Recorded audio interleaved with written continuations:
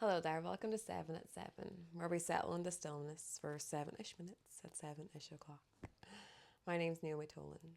Let's take a breath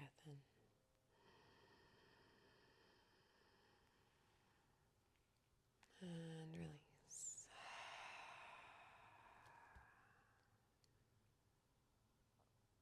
Allowing yourself just to sink deeper into the surface beneath you. Giving your body permission just to be here right now. Noticing how you feel. Today we're looking at the idea of you being you. Thank you for showing the world there is so much more to be. Broadening horizons beyond what society's norm lens tends to see. My own version of what's possible grew by you just being you. Not cowering down to people pleasing. Shifted my perspective, seeing the world from a completely different point of view. In a world programming people out of their own inner knowing. Seeing you be true to yourself planted seeds in me that I began to want to see growing. Remembering who I am began with seeing you show who you are. Reconnecting with my long lost self. Finding my own North Star.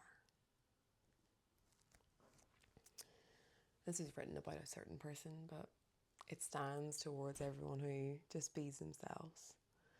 And I think in a world where we are at the minute, it is promoting people being themselves. But on social media, is that what's happening? We promote that, but then a lot of judgment happens at the side of that too. And I think for me, in the educational system, there's such a narrow lens on what success is. A narrow lens on what people should be, what a successful human looks like. And that programs us into fitting into certain boxes in the world. But that's where creativity, that's where the arts, that's where expression comes into it. Whenever we're so compressed into a version of us that doesn't fit in the world, but we're trying to belong and we're trying not to ruffle feathers. But people who are themselves show other people how they can be. And that gives other people permission to start looking at themselves and seeing how they want to show up. Where have my wants and my needs and my things that I do in the world come from? Is it because a parent told me to behave that way? Is it because a teacher told me that that's all I could be? I know whenever I was at school, the careers curriculum was teacher, doctor, lawyer. There wasn't much else to actually look at. And so that mold that we fit into lasts because that's what we needed to do to survive. And so I think today, looking at you being you, what does that even mean? I think we're in a society, a lot of people, where we can look at what that means. And that's a bit of a gift considering where humanity's been for the last 100 years. People had to just get their head down. I get why that's our history. I get that's our past, but that's not where we currently are now. So we're still running off models that keep us safe, safe in the sense of we think that's keeping us safe because we're getting our head down. But that's why so many people are stuck and stagnant internally because we're not being true to who we are. We're not saying what we need to say. We're not looking and seeing how we can show up in the world. And it's not just in a selfish way of, oh, who do I want to be? It's actually the more we show up as ourselves, the more we can create real relationships. The people that I work with and in my past, it's shown me where I have got myself into situations that weren't right for me because of what I thought I had to be in the world. Trying to be good, trying to not ruffle any feathers, make sure everything's okay, people pleasing. Then I was getting stuck. I was getting the rashes. I was getting the migraines because I was holding everything in. And so I don't think it's a case of just, oh, how can you be a nice person or how do you show up as you? It actually is our health that gets impacted because we're stuck. We're stressed because we're holding everything in. So that's where expression comes into it. That's where release comes into it. That's where showing up and creating relationships in that way. And so it says the ocean is alive.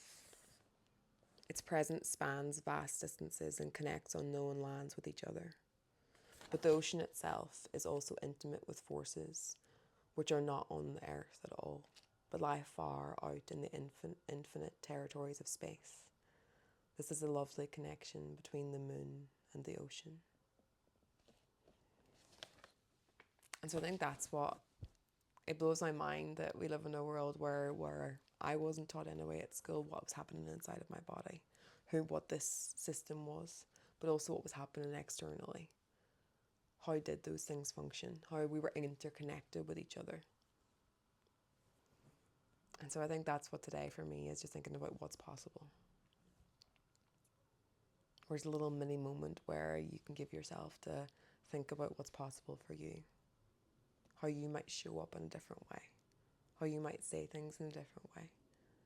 What do you really love that you're afraid to tell people about? That you're embarrassed to tell people about? Whenever I started doing this, I love reading cards. Not to predict my future, but I love them just to think about what does that mean to me. And before I started doing this, I was like, oh no, I don't really want to show up like that because what that means for me. But it's a part of me. It's not my whole me. It's not everything to do with me, but it's a part of it. So how do you let your weird little self out? Because the more weirdos we have moving around, the less weird it's going to be, and the more amazing I think it's going to be anyway. And so this one is Trader. And it says, exchange energy to create abundance. Exchange energy to create abundance.